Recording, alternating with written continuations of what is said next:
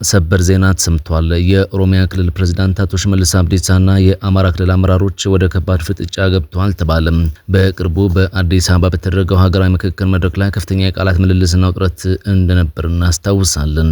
እነ አቶ ሽመልስ አብዲሳ ለአዲስ አበባ ስብሰባ የመጡትን የአማራ ክልል አመራሮችና ተወካዮችን ፋኖን ሰብስባችሁ ነው ወደ አዲስ አበባ የመጣችሁት ሲሉ በጠንካራ ሁኔታ መዝለፋቸውና ማስጠንቀቂያ መስጠታቸው ይታወሳል። በወለጋ በተፈጸመ ጥቃት ከ118 በላይ ሰዎች መገደላቸው ሲሰማ 3 መንደሮች መውደማቸው እንዲሁም ከ15000 በላይ ሰዎች መፈናቀላቸው ተዘግቧል። ይህ ኢትዮ ፕላስ ሚዲያ ነው። የአክብሮት ሰላምታችን በያላችሁበት ይድረሳችሁ እያልን ለሰዓቱ የተመረጡ መረጃዎቻችንን ይዘንላችሁ መጥተናል። ኢትዮ ፕላስን ሰብስክራይብ፣ ቪዲዮቹን ደግሞ ላይክ እና ሼር በማድረግ ጥቂት ደቂቃዎችን ከኛ ጋር እንድታሳልፉም በአክብሮት እንጋብዛችኋለን። አሁን በቀጥታ ወደ መረጃዎቹ እናልፋለን። በወለጋ ቀጠና በንጹሃን ዜጎች ላይ እየተፈጸመ ያለውን ጭፍጨፋ በመቃወም አንድ የመከላከያ ሰራዊት ወታደራዊ አዛዥ ሰራዊታቸውን በማስወጣት ከአካባቢው ታጣቂዎች ጋር መቀላቀላቸው ተነገረ። በተመሳሳይ ሰሞኑን በወለጋ በተፈጸመ ጥቃት ከ118 በላይ ሰዎች መገደላቸው ሲነገር 3 መንደሮች መውደማቸው እንዲሁም ከ15000 በላይ ሰዎች መፈናቀላቸው ተዘግቧል። በመከላከያ ሰራዊት ውስጥ የተደረጉ አዳዲስ ስምሪቶች በመከላከያ ሰራዊት ውስጥ ቁልፍ ቦታዎችን የያዙ አዛዦችን የማሻሻልና የመመደብ ስራዎች እየተካሄዱ መሆኑ ተጠቅሷል። በዚህም መሰረት አምባሳደር ባጫ ደበሌ ከአምባሳደርነት አገልግሎታቸው በኋላ ወደ አዲስ አበባ በመመለስ የመከላከያ ኢንዶክትሪኔሽን መምሪያ ኃላፊ ሆነው ሊመደቡ እንደሆነ የተሰማ ሲሆን የቀድሞ የትግራይ ጀነራሎችም በአማካሪነትና በቁልፍ ቦታዎች የመመደብ እንቅስቃሴም አለ ተብሏል። ወደ ቀጣይ መረጃችን ስናልፍ በምስራቅ ጉራጌ ዞን ሶዶ ወረዳ አጎራባሽ ድንበር ጥሰው የገቡ ታጣቂዎች ባካሄዱ ጥቃት በሰው ሕይወትና ንብረት ላይ ከፍተኛ ጉዳት አድርሷል ተብሏል። በሱተንና አሽኪዲዬ ከተሞች በተከፈተ ጥቃት የመኖሪያ ቤቶችና ሱቆች ሲቃጠሉ የፖሊስ አባላትን ጨምሮ ከ7 በላይ ሰዎች ሕይወታቸው እንዳለፈ ታውቋል። የአካባቢው ነዋሪዎች የፌዴራል መንግስትና የመከላከያ ሰራዊት ቋሚ የጦር ካምፕ በመመስረት ደህንነታቸውን እንዲጠብቅም ጥሪ አቅርቧል። በሰሜን ኢትዮጵያ እየታየ ያለው አዲስ ወታደራዊና ፖለቲካዊ እንቅስቃሴ ከአሜሪካ፣ ከአውሮፓ ህብረት፣ እንግሊዝና ካናዳ ከፍተኛ ስጋት ደርሶበታል። ዲፕሎማቲክ ማህበረሰቡ አካባቢው ወደ አዲስ ጦርነት እንዳይገባና የፕሪቶሪያን የሰላም ስምምነት እንዲያከብሩም ጥሪ አቅርቧል። አላማጣ፣ ጨርጨር ደግሞ ከባድ የመሳሪያዎች እንቅስቃሴ፣ ቦታ ለውጦችና የድሮን ጥቃቶች እንደቀጠሉ ሲሆን በትግራይ የሚገኙ የፖሊስ አባላትም ወደ ግንባር እንዲገቡ መታዘዛቸው ተዘግቧል። በቅርቡ በአዲስ አበባ በተደረገው ሀገራዊ ምክክር መድረክ ላይ ከፍተኛ የቃላት ምልልስና ውጥረት እንደነበር ይታወሳል። አቶ ሽመልስ አብዲሳ ለአዲስ አበባ ስብሰባ የመጡትን የአማራ ክልል አመራሮችና ተወካዮችን ፋኖን ሰብስባችሁ ነው ወደ አዲስ አበባ የመጣችሁት ሲሉ በጠንካራ ሁኔታ መዝለፋቸውና ማስጠንቀቂያ መስጠታቸው ተሰምቷል። ውጥረቱ የተቀሰቀሰው አዲስ አበባ ከኦሮሚያ ክልል ጋር ስላላት ግንኙነት በተነሱ መከራከሪያዎች ሳቢያ ሲሆን ጠንካራ ሙግት ያቀረቡ ተሳታፊዎችን በፋኖነት ፈርጆ ለማሰር እንቅስቃሴዎች መኖራቸውም መረጃዎች አመልክቷል። እነ ዶክተር በለጠ ሞላን ጨምሮ በርካታ አመራሮች የአቶ ሽመልስን ንግግር በመቃወም ፋኖነትንና የአማራን ጀግንነት ታሪክ ማጠልሸት ነው ሲሉ ምላሻቸውን ሰጥቷል። በሌላኛው መረጃችን አዲስ ጦርነት ከተጀመረ ሰራዊቱ ሙሉ በሙሉ ይፈርሳል ተባለም። ከህወሓት ያፈነገጡና በአዲስ አበባ የሚገኙ ከፍተኛ የጦር መኮንን ባወጡት መረጃ መሰረት የህወሓት አርሚ አዛዦች በሰሞኑ የግምገማ ስብሰባቸው አደገኛ ድምዳሜ ላይ ደርሰዋል። በሸረሪና ግንባር ከ600 በላይ ተዋጊዎች በመከላከያ እጅ መውደቃቸውንና የደረሰውን ከፍተኛ ጉዳት በመጥቀስ የታጣቂው የመዋጋት ፍላጎት መላላቱንና የህዝቡ አቋም መሸርሸሩን ገልጿልም ተብሏል። አዲስ ጦርነት ከተከፈተ አብዛኛው በግድ የታፈሰ ታጣቂና የመከላከያ ደረጃ አመራር ወዲያውኑ እጁን ለመንግስት ይሰጣል የሚል ስጋትም ሰፍኗል። በዚህ ምክንያት ሰራዊቱ እንዳይሸሽ በታማኝ ኃይሎች እየተጠበቀ እንደሆነ ታውቋል። ሁኔታው ያሳሰባቸው የህወሓት ከፍተኛ አመራሮች እነ ዶክተር ደብረጽዮን ለጽህፈት ቤት ሰራተኞቻቸው ወደ በረሃ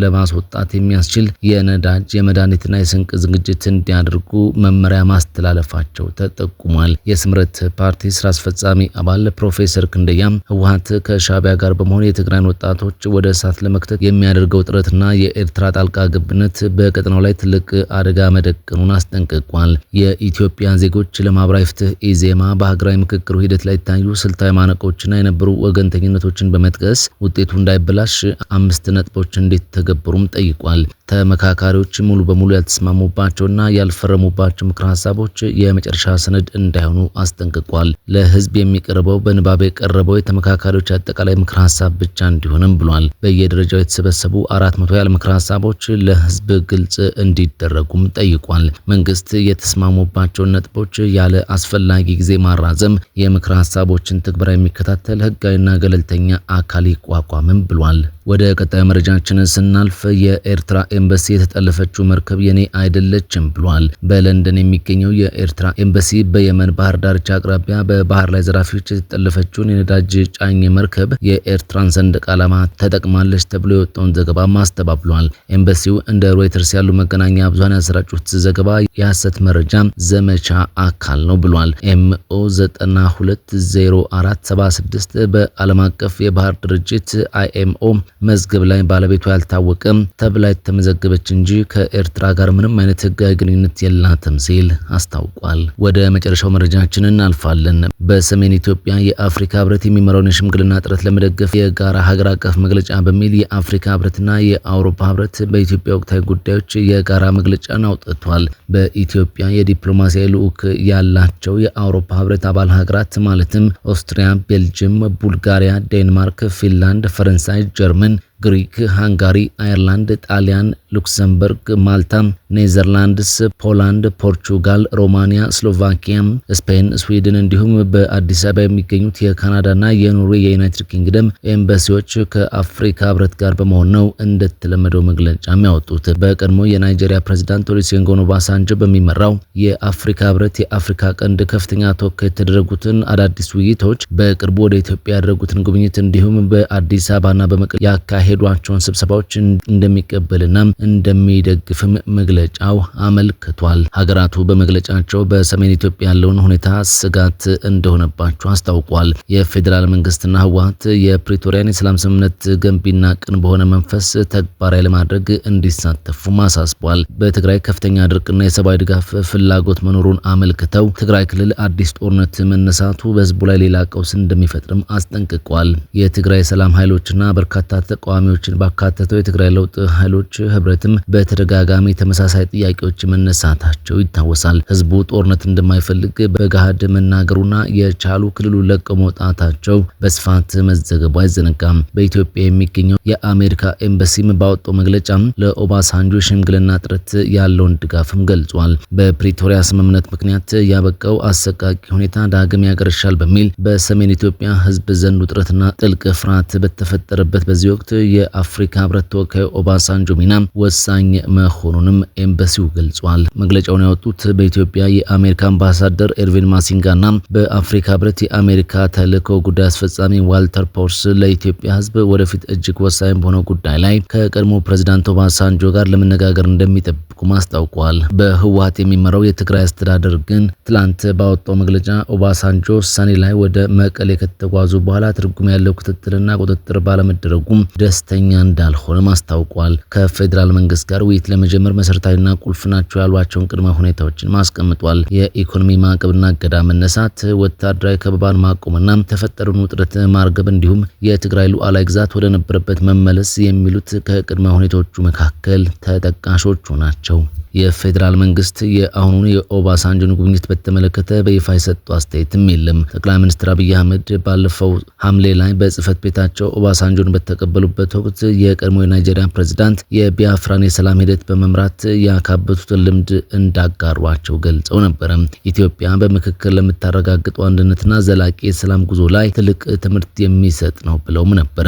በፕሪቶሪያው ስምምነት መሰረት የተቋቋመው የትግራይ ጊዜ አስተዳደርን አፍርሰው የህወሓት መሪዎች ከተቆጣጠሩት በኋላ ባለፉት ወራት በፌዴራል መንግስቱና በህወሓት መካከል ያለው ውጥረት ተባብሶ ቀጥሏል። ይህንን ተከትሎም ሸረሪና በተባለ ስፍራ ላይ ወታደራዊ ግጭት መከሰቱ የተዘገበ ሲሆን ባለፉት ሳምንታት በተለያዩ የትግራይ አካባቢዎች ላይ ድሮን ጥቃቶች መፈጸማቸውን ዘገባዎች ጠቁመዋል። በዚህም ሳቢያ በሁለቱም ወገኖች መካከል ዳግም ጦርነት ይቀሰቀሳል የሚል ስጋት በህዝብ ውስጥ ተፈጥሯል። የተከበራችሁ የቻናላችን ቤተሰቦች ለሰዓቱ የተዘጋጁ መረጃዎቻችን በዚህ ተጠናቀዋል። ኢትዮ ፕላስን ሰብስክራይብ፣ ቪዲዮቹን ደግሞ ላይክ እና ሼር ያደርጋችሁ እኛን ስለምትደግፉና ስለምታበረታቱን ከልብ እናመሰግናችኋለን። ሰናይ ጊዜ